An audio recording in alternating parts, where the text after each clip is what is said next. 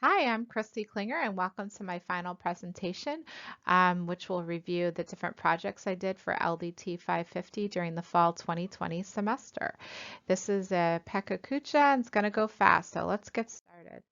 So I had a choice of 4 different things that I could pick to learn during this semester, and I chose HTML, Photoshop, Flipped Classroom, and Articulate 360 as my individualized learning pathway, and I really got to mess around and try new things. The only thing I had any prior experience with was Flipped Classroom. Everything else was brand new.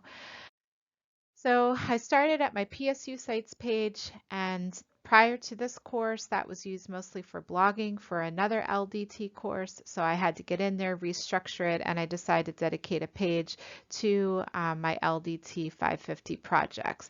And once I got that set up, I got started on the HTML and created a wonderful Winecations website.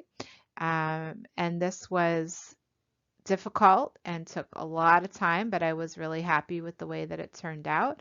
And it, even though when I submitted the project, I thought I was done with HTML, I quickly realized that I wanted to learn more and try more.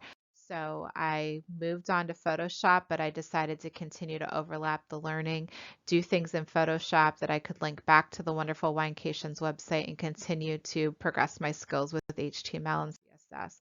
So here's an example of a page that I made to highlight a Photoshop project. I was able to code that from scratch, and then I figured out how to code it to have a butterfly fly across the screen, have the text scroll, and have that nice pink background. Other projects I did with Photoshop were to create a collage, and I did the number 20 and put 20 photos inside the collage. And I decided to do this because it was the year 2020 and it was also my 20th wedding anniversary. So I used this as an opportunity to highlight some of the pictures of my family.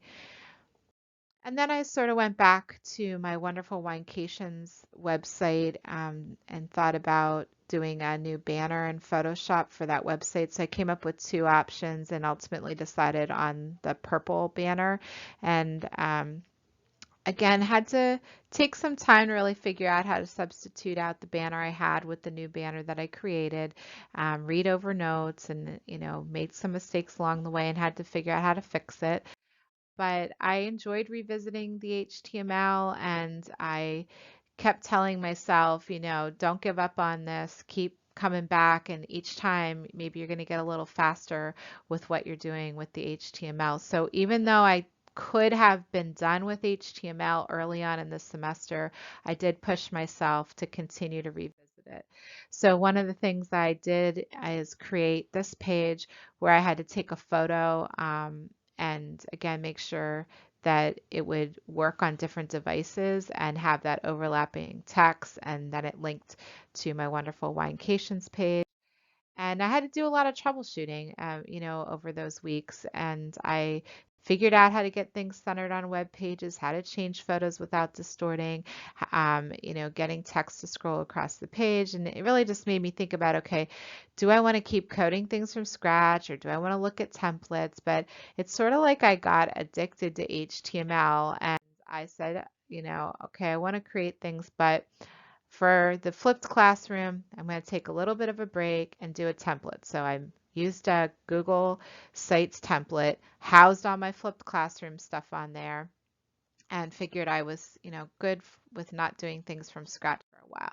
So I created all those videos that I needed to for the flipped classroom, use a lot of different technology to do that. Some of that technology was new to me, like Edpuzzle and the Microsoft Video Editor, and other things like Google Classroom I had done before, but now I was seeing how to link videos in and do more with Google Classroom. And my final project for the flipped classroom was to create a lesson, and I was able to put that lesson into Google Classroom, have people watch a video, integrate Google Forms, but then also sort of design it that they would meet via Zoom for breakout rooms as well. And I again, felt addicted to HTML. So even though I thought I was taking a break and just sticking with templates, I found myself, well, I'm going to try something. And I went back and took screenshots of the Google Classroom and figured out how to line them up and change the size. And this actually went really quickly, and I realized that I didn't have to look at many notes. I didn't have to go search out things on the internet. I really was just coding naturally, and things were working. So although I had thought I took a break, but then I kind of came back, I'm glad I did, and tried some more stuff because it really reaffirmed that I was remembering some different things that I learned so early on in the semester. And finally, I played around with Articulate 360. I used LinkedIn Learning videos to explore that and utilize the free trial that they offer for 30 days.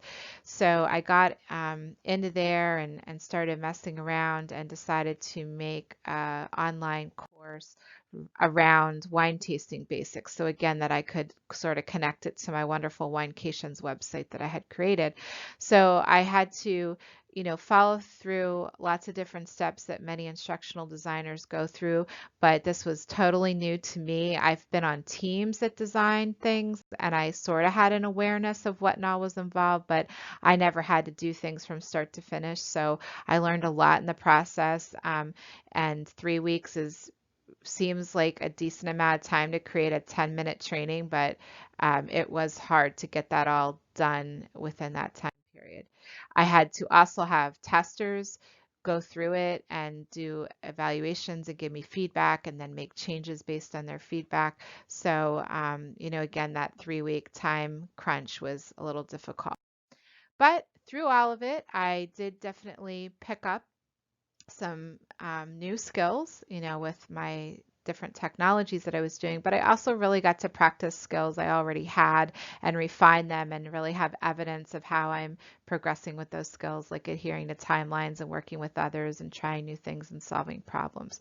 So what's next for me? I'm going to submit my capstone portfolio next semester. I will also be obtaining my e-learning certificate and my educational technology integration certificate, and looking forward to graduating from the LDT master's program in May of 2021. And I am just excited that I've been able to learn so much in this course this semester, and look forward to this things that I can do in the future with the skills I've gained.